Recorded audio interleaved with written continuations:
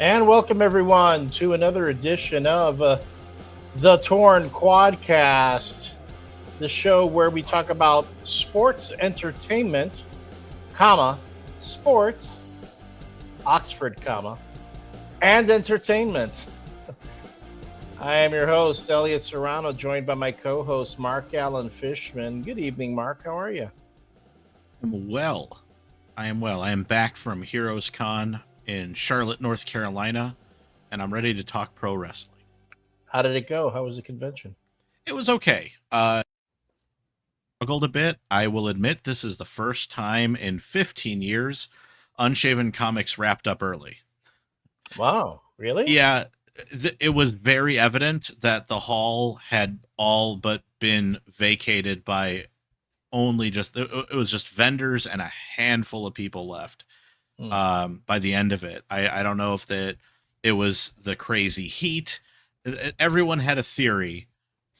Who knows what the truth was, but we did okay. Unshaven Comics always does okay. We didn't hit our full goal, but we sold very well. Poke Mashups sold very well, and we do love Heroes Con. It's one of those few still fan run comic centric Comic Cons. We need to do a torn Quadcast Con then, We do. That'll have sports entertainment, no Dan Dougherty. Oh, shots fired already. Wow. Hey, shots deserved, because at the South Suburban Comic-Con not 3 weeks ago, Dan Dougherty walks up to me and throws the first stone. Oh, what did BEARDO do? What did BEARDO do? He gave me one of those, oh my God, you're here? And I turned, I was like, I thought that there was a truce. We made a t-shirt.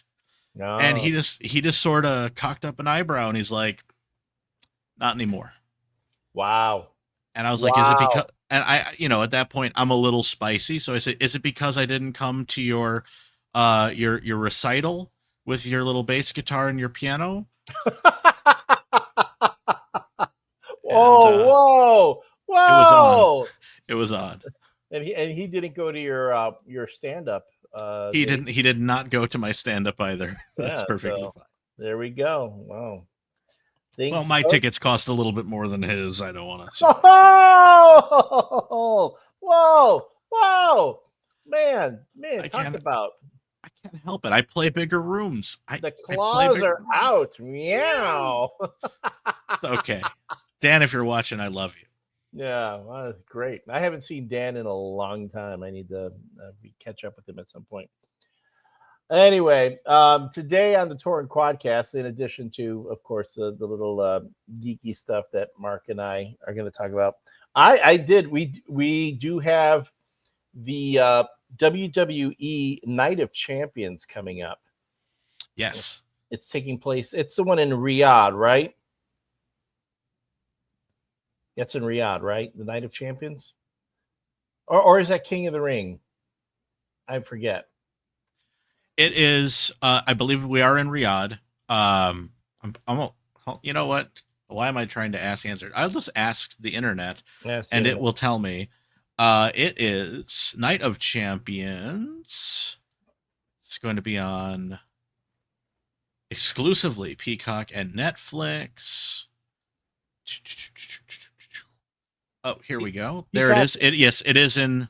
Oh, it says Riyadh season, Saudi Arabia. Right. Okay. Yep. Kingdom of Saudi Arabia. Does it want to give me an actual? In any case, it's the Night of Champions, and that's where they have. I mean, there's before it used to be Night of Champions was champions versus champions. Yes. But now it just means a bunch of championship matches. So there's it's going to be Gunther versus Gunther versus Goldberg's at Saturday night's main event. Correct. Is it there is no Gunther on this one. Your headline match is John Cena versus CM Punk. Right? We also have Cody Rhodes versus Randy Orton in a King of the Ring final. That's We it. have we have Jacob Fatu versus Solo Sikoa for the US Championship. Okay. Asuka versus Jade Cargill for a Queen of the Ring final as well. Sami Zayn versus Karrion Kross. Rhea Ripley versus Raquel Rodriguez in a street fight. And I believe that is your card. I mean, because wasn't last year Night of Champions was champion versus champion? Then they had that belt that they just stayed in Saudi Arabia. You didn't they've kind of it's been a mishmash. There's been it's not always been Night of Champions over there. I believe they had King of the Ring once. They also had an event like where they had that big green belt that Braun Strowman won. Right. So they kind of roll the dice and whatever comes up. I mean, I guess we should all be thankful in the political theater that we're all living in right now that the show is even going, because there was rumor that they were going to have to scratch the whole thing. It's still possible. I mean, it's not happening yet. It's still possible as things are going right now. If things escalate in the Middle East, yeah. So, well, I guess we'll see. But coming up sooner, though, I think this weekend is the Saturday night's main event, correct? If I have this correct, no. This Saturday, June 28th, is Night of Champions. Oh, and then the Saturday night's main event is after. Okay, got it. This is an interesting show because I know the folk out there predicting this thing are all over the place. Rumors abound on almost all of these matches. Take what you will, but I know we'll dive into them. All right. Well, and then beyond that, we'll probably do this in the second half of the show. Is the ticket prices for SummerSlam have been they are out. I get the emails from WWE for the different packages, and SummerSlam being a 2-night event, I was like, holy mackerel when I looked at the prices. And I will say I did get a bit of a chuckle at the big feature guests who they're really pushing for all the meet and greets and all for this one. So we will talk about that in the second half of the show. So let's jump into Night of Champions and what are the matches and our predictions? Sure. Well, let's start. I'll go from bottom up here according to how they've got this laid out on the website. We're starting potentially with, and there it is. It is Riyadh. It is Jacob Fatu versus Solo Sikoa for the U.S. Championship. Oh, I forgot to mention. Night of Champions will have already aired by the time this show comes on. So you'll be able to watch the show and then see if we were right or wrong. We're going to be right. Yeah. All right. Let's go from there. Yeah. I'll just start off and say it. It's going to be Jacob Fatu. There is no reason for him to drop the belt this early. We are just starting off this kind of quasi babyface-ish run that he's doing. It would be a weird thing for Solo to steal it from him because I think the bloodline thing is over. Solo clearly as an in-ring star doesn't have the same all gas, no brakes that Mr. Fatu does. So I think they just lean into it, let him steamroll his cousin, and maybe we get Solo to be the sub going forward instead of the Dom. Interesting. I don't see that happening as far as the post-match. But I agree with you. I don't see how he drops the belt to Jacob Fatu. Nah. But it'll be a fine match. They both can go. So yeah. Next up, I'm sorry. I just forgot. I remember how incredibly dominant Solo Sikoa used to be until he wasn't. It's like sometimes it makes no sense to me. All right. Yeah, they lost the heat on it. Rhea Ripley will be battling Raquel Rodriguez in a street fight. Okay. I don't know why, but yeah. Sure. I also don't understand how Raquel Rodriguez can hold both of the championship belts if Liv Morgan is out for an indeterminate amount of time. I mean, if Rhea Ripley had to lose her championship belt when she went out with a shoulder injury, why is it that Morgan and Rodriguez get to keep their belts? Wish I knew. I heard rumors about a Freebird rule since Judgment Day might have another lady participating, but I mean, I'd Like, rather just say, bro, meaning like maybe have Roxanne Perez come in and do it, and then yeah, then that begins a little more heat because they've been doing the whole Roxanne Perez, Liv Morgan, Dominic. Oh, and Dominic Mysterio also hurt and still yes. holding on to his belt. Again, I don't understand why in some cases they keep the belt, some cases they don't. I don't know. I'm just going to say the obvious thing. The women's tag team championship belts were a bad idea, and I don't care who holds them. You mean the number of tag team championship belts because they have them on each brand? I think the concept of the female division being large enough that it supports both an undercard, a heavyweight champion, and tag teams is very suspect to me. I don't think they have enough talent across two shows for two divisions to handle all these things. This is an indication to me they don't need those belts because they don't even have them defended. They can't, they didn't do anything to advance the storyline. The writers are sort of scrambling, and then we have this match, which, to be honest, I don't know why they're feuding.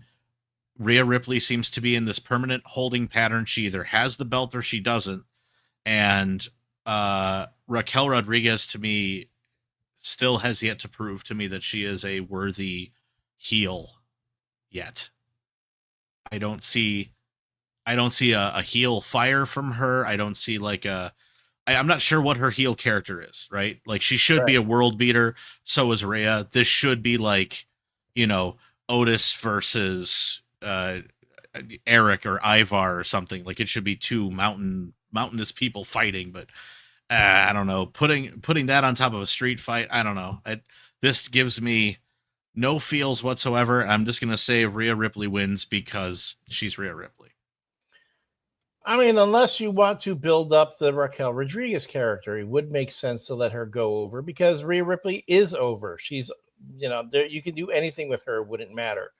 So you know what? I'm going to go for the upset. I'm going to predict an upset on this one. There you go. Now the card diverts. Next up, Sami Zayn looks to silence Karrion Kross. Oh God.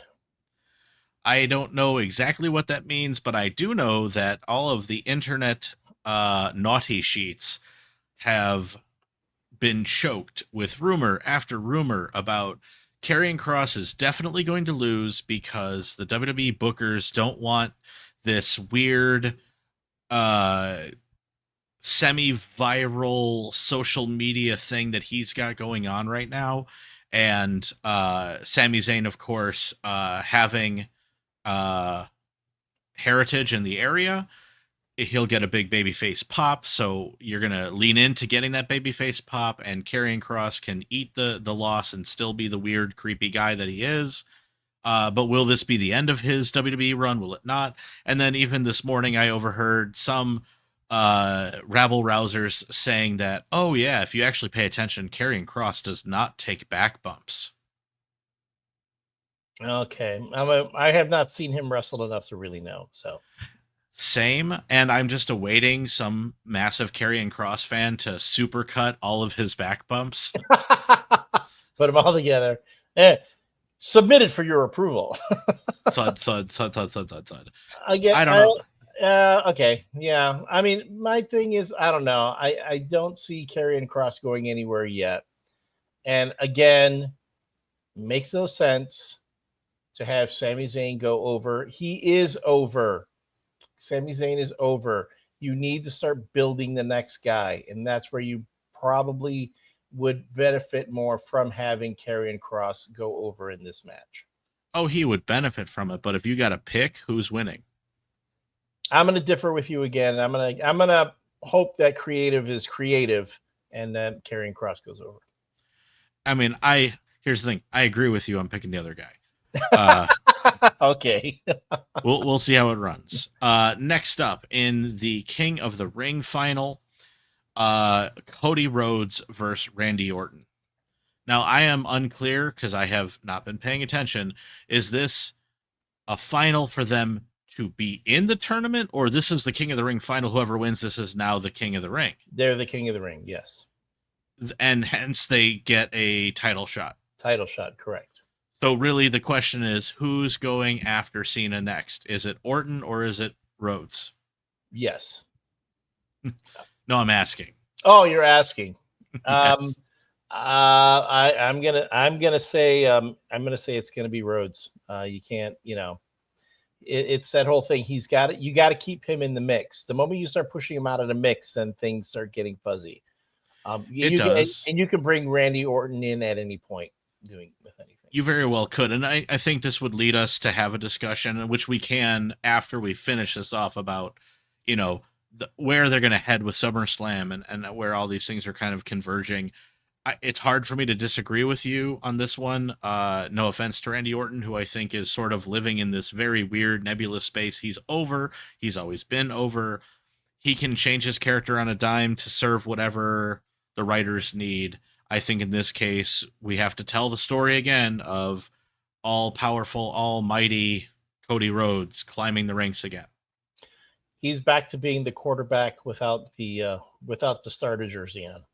Yeah. And the thing with Randy Orton, I mean, this is not like his swan song year. He plans on being around for a bit, after being away for a while, so he can easily get back into the mix of things, in 2026. So yeah, there's plenty of time for him on that, and I think that they need to have Cody win in order to preserve his babyface persona. Right. Especially we're already getting the rumors. Yeah, especially if you're going to head for another collision between Rhodes and Cena. Right. And then our Queen of the Ring final is between Jade Cargill and Asuka. Yeah, I would love for it to be Asuka, but I think it's going to be Cargill. It's hard for me to disagree with that, if only for the optics. Jade Cargill is on the rise. She's good when she's on top. When she's got something to defend, she's got the power moves. I think this is, of all the matches, this one I would actually be interested to see, because Asuka is so seasoned. I feel like she's going to get a really good match out of Jade. Right. I think that's the whole reason they're putting her in there, because you need, as we've seen with Jade, she's still, with all her experience, still like green as a shamrock shake. It seems really green. Yeah. I mean, and she doesn't mesh well with everyone. I mean, I just saw the match she did this past week on Netflix against what's her face? I feel bad. I'm forgetting. I don't mean to disrespect. It's not that they were unimpressive. They were very good. I just have brain cramps. I can't remember names. But again, this was a wrestler that was much smaller than her, that she could easily be able to handle, and yet she couldn't. She was supposed to do her front splash bit, and it didn't go over. She defeated Roxanne Perez. Roxanne Perez, right. She should have easily been able to handle that. And Roxanne Perez, also another wrestler who's pretty good. I mean, she can work with you, and you can tell they're putting her in with these really skilled wrestlers that she's still coming across as, no. And this is the forever debate, right? You have a star like Jade. The fan of the art of pro wrestling wants you to put her in NXT and really get her proper reps in. But as the booker, she's a big star now. Yeah. You don't want her to be a big star in a smaller pond. You want to take advantage while you can, and you got to mask it a little bit. So I think in this case, Asuka's going to make her hopefully look like $1 million, and then she can go vie for the championship. Whether or not she wins that, who knows? But at least it keeps the star power running underneath the engine on that one. So. Asuka gonna maska. Yes. No one's ready for her. And then lastly, we have the AARP sponsored John Cena versus CM Punk. This is for one last time. Yeah.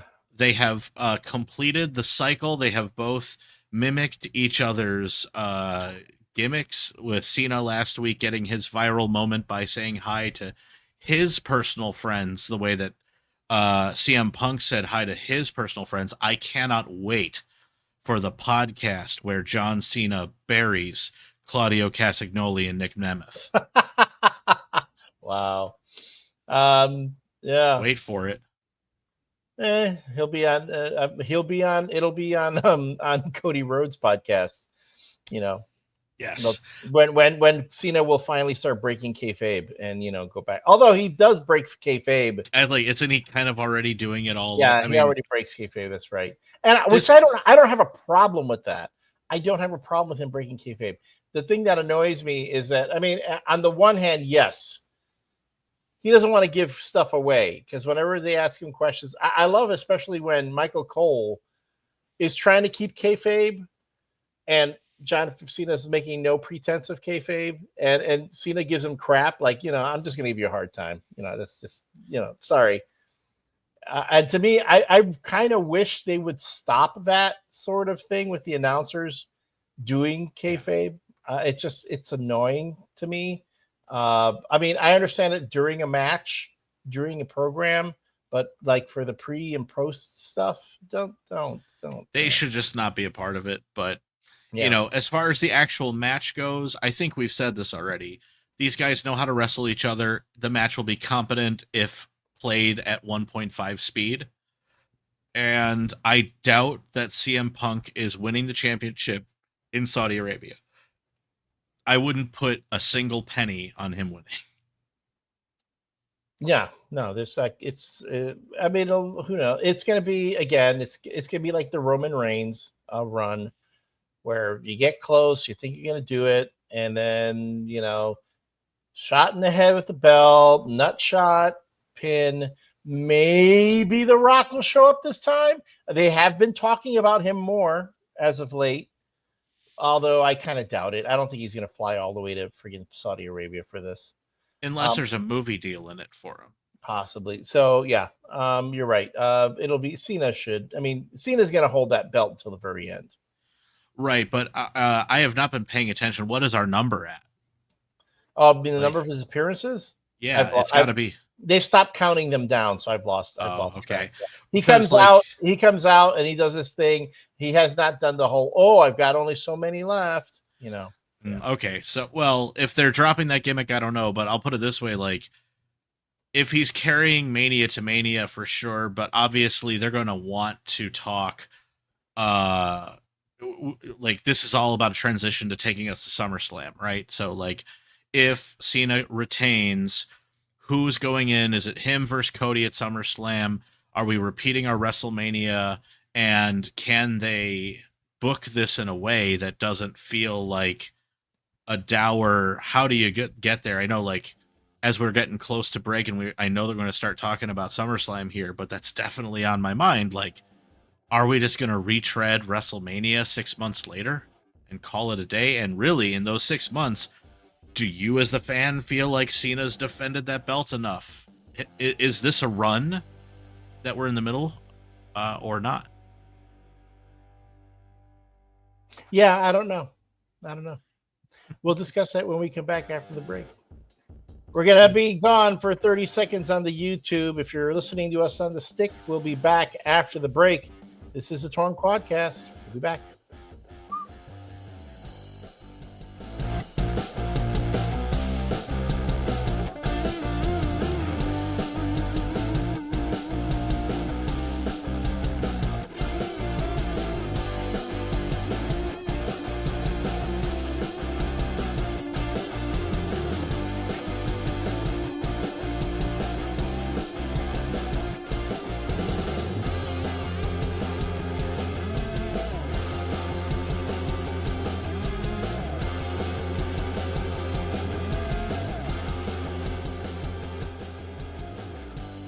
And we're back.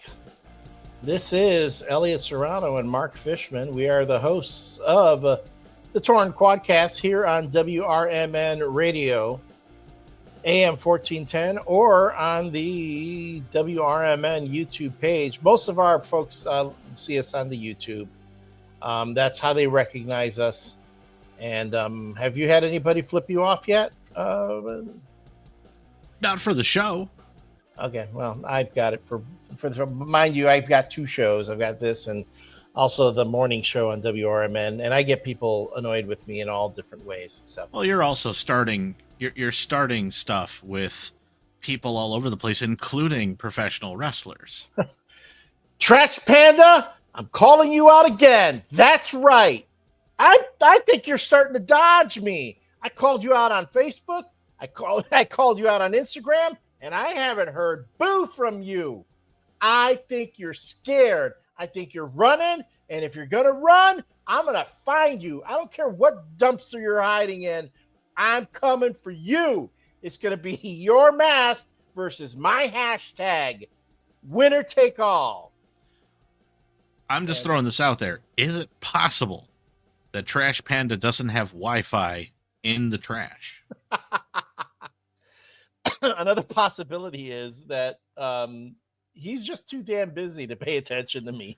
It's possible, but I like the idea that one day Trash Panda finally like scrounges up enough money to get himself that mocha latte he wants so bad, and he goes to the Starbucks and he opens up his laptop and all of a sudden it's just boom, he's being called. Oh my god, it's all over the place. This guy keeps calling me out. I'll tell you what, Trash Panda, I'll get you that mocha latte, but you got to respond.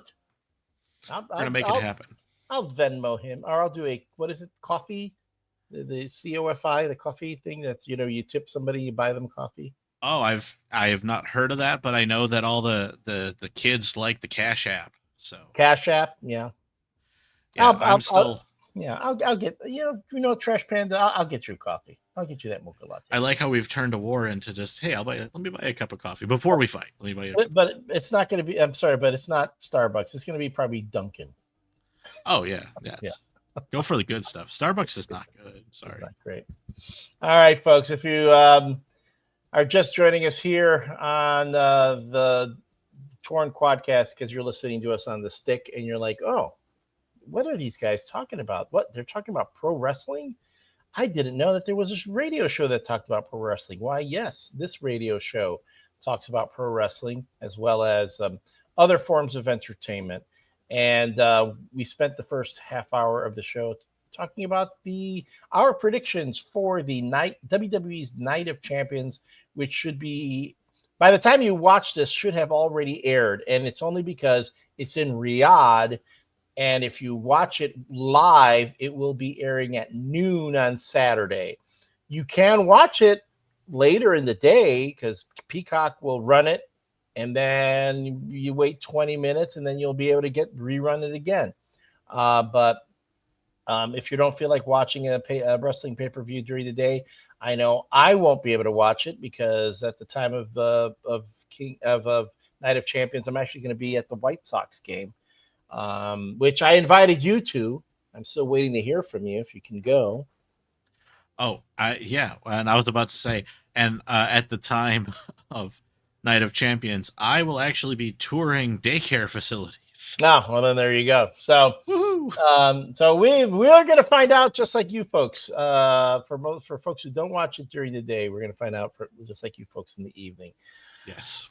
Anywho, and again, not to leave Night of Champions behind. If there was anything we wanted to wrap up and kind of put a bow on. No, I think the bow actually leads us to our next topic because, like I said, the show ends probably with John Cena versus CM Punk. We're going to predict that John Cena leaves Riyadh still the WWE champion, which takes you to the next PLE, whatever you want to call it here, Summerslam, which is a 2-day event now, not a 1-day. This one is happening Saturday, August 2nd to Sunday, August 3rd in the MetLife Stadium in New Jersey. That's East Rutherford. Tickets are on sale now, and I know Elliott's got some thoughts about that, but, I'm just thinking out loud. If Cody Rhodes wins the King of the Ring tournament, he is going to face, ostensibly, John Cena. We are going to retread our WrestleMania 6 months later. And that's my open question. Is this something that we as the fans are excited about? Do we give Cody more than a puncher's chance this time? Will Travis Scott be held over the ring in a shark cage? What's going to happen? Now you're making me rethink that whole thing, because then it makes more sense to have Randy win at Night of Champions so that you can set up Randy versus Orton versus Cena at SummerSlam, and there's more story potential there. Then again, there are times when I think WWE creative is really creative, and then there are days when I'm like, I don't get what they're doing. Well, it's the kind of thing that if Cena's going to drop the belt, the smart money says he does not drop the belt at anything less than a Big Four pay-per-view event, which is going to be Mania, SummerSlam, Royal Rumble, Survivor Series, right? So if you have this redux again of Cody, it does keep in mind, like, how long does he drop it? Does he not drop it? It would seem storyline wise like Cena should not drop it. There is a wrinkle here, I think, maybe with Ron Killings, R-Truth, whatever he goes by these days. He came back, the fans demanded it, the office said yay, and he has shown this more serious style. He's still using John Cena's finishing moves. Could he be the Travis Scott of this potential match to get Cody the belt back? And then we have Cena trying to rechase the belt before he runs out of time. There's some options here if you're writing this show, but I don't know. I think, again, Occam's razor dictates it's Cody versus Cena, and Cena still retains because Cody's got way more time to kind of build himself back up, and that seems to be the only thing WWE likes to do with him. Yeah. And then finish the story, Cody. Yeah, and then of course SummerSlam is where you could bring again The Rock back and all that stuff and continue with that. I mean, people didn't complain about getting, this is what Triple H will say. People did not complain about getting Rock versus Austin WrestleMania after WrestleMania. Sure. So, but I will also say this is not Rock versus Austin. It is not. And the thing is, there's no way. And no disrespect to either John Cena or Cody Rhodes, who are incredible performers. Absolutely. And I was going to say, there's just no way in John Cena's final run that he's not going to face Randy Orton. Right. Like, I would even point out personally, I think more than CM Punk, Orton was one of the definitive opponents of John Cena, because Punk was there long enough to take the belt and go home with it. And then for 7 more years, John Cena and Randy Orton fought and fought and fought. Yeah. So there's still stories to be told there. I know they had a little thing, right? Yeah. Cena knocked him about the kids, and Orton told him he should have had kids. Yeah. So I guess we have to. But Cena said he couldn't have kids because he was busy raising everybody else's kids. Right. So maybe that's already passed. So now we have Cody. It's hard to say. He was raising your kids too, Mark. How could you? He wasn't. He absolutely wasn't. Now here's a good leading question. Elliott Serrano, #TrashPanda. How much are you willing to pay to see Cody Cena 2? Deux? Duh. Yeah. How much would you be willing to pay to see that live in East Rutherford, New Jersey? Oh, see, you'd have to pay me to see it live in East Rutherford, New Jersey. and again, we have talked about this on the show, but I'm always amazed that we have talked on the Torn Quadcast about WrestleMania prices and how much that was. Yes. And the feature guest at WrestleMania this last year was Hulk Hogan. If you wanted to hang out in the deluxe suite with Hulk Hogan, of course, the joke was, if you're black, will you be allowed to go in or whatever? So, and I'm sorry, I do not apologize for that. I mean, the dude was racist AF. So was and is, yes, and is. Looking at SummerSlam prices again. I am on the WWE mailing list. I get all the announcements. I get the express, the advanced codes for if I want to see the SmackDown taping, the SmackDown at the Allstate Arena, and I've yet to go to one of those. But right now, with the ticket prices, the ticket packages that are out there, for the first, they start off with the silver package. Now, this is the package. This is more than just a seat to the event, but they go silver package. It's upper level, so it's up in the nosebleed seats for 2 days. You get to attend the Friday kickoff party with onstage appearance by Cody Rhodes, meaning that that big when they pack everybody into that stadium room and the guys come out and talk to everybody. You get to go to that. You get dedicated priority pass entrance. You get a WWE credential and lanyard. And you also get access to professional on-location, on-site support staff. For this package, it says it's starting at, meaning you are probably in the very last seat in the upper part of the stadium. $1,400. So does that cover both days? Both days. It's $700 a day. Okay, so again, you're way up. I'm saying that's starting at, which means you're like up in the nosebleed sections, way up, probably like in the upper rows. Yeah, well, let's see here, and I have the Ticketmaster thing open right now, and I'm looking at the map of available seats. So MetLife Stadium has like 3 concentric rings, right? So if you're talking about the outermost ring, yep, the lowest ticket price that I see advertised is $252.81. So $253 for one night. So multiply that by 2. Now you're at 500-ish bucks. But you get to go to a suite and see people. You get a lanyard with a piece of plastic, and you get to complain to event staff about the popcorn. Pretty much. What a deal. What a deal. But again, now these are the packages, the ticket packages. You don't even get a t-shirt for that? No. All right. Now we go down to 1 day lower level seating. Okay. And I'm pretty sure this is the middle ring they're talking about. Okay. And this is for 1 day. 1 day.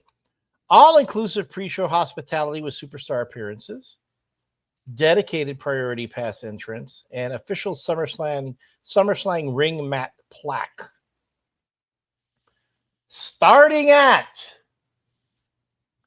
$1,013. Great. For 1 day. So it's $2,000 for 2 days. But you get a plaque. You do get a plaque. And you get to complain to somebody. And you get to hang out with one of the superstars. Still no t-shirt.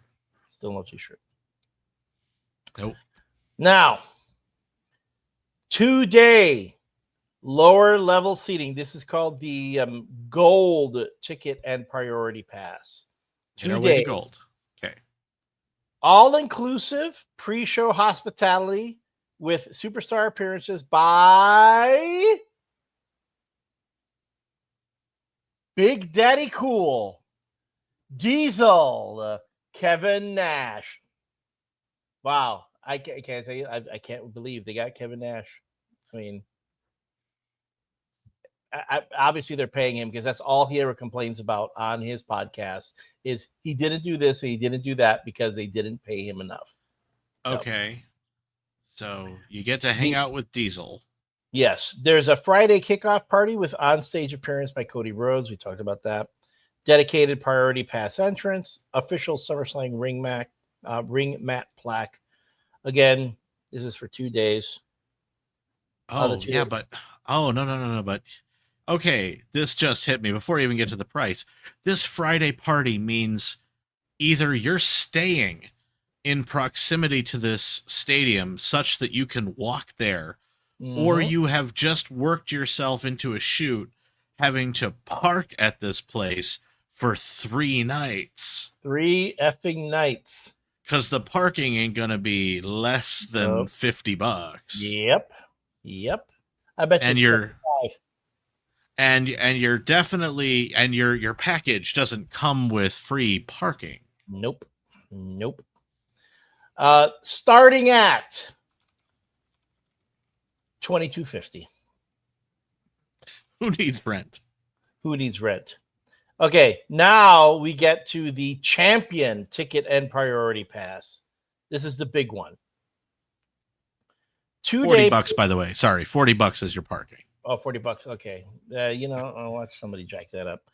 2-day premium ringside seating. Remember, we've talked about how much, when they have people sitting at ringside, and generally that's where they have the celebrities and stuff just hanging out. A ringside photo op.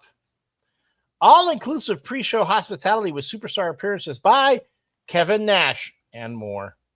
I'm sure Shawn Michaels will show up too. Titus O'Neil. Friday kickoff party with onstage appearances by Cody Rhodes, and yes, a dedicated priority pass entrance. This baby's going to cost you $5,000. I was about to say, we got to start there. Starting at $5,000. Do you get the commemorative card chair? It does not mention that. No.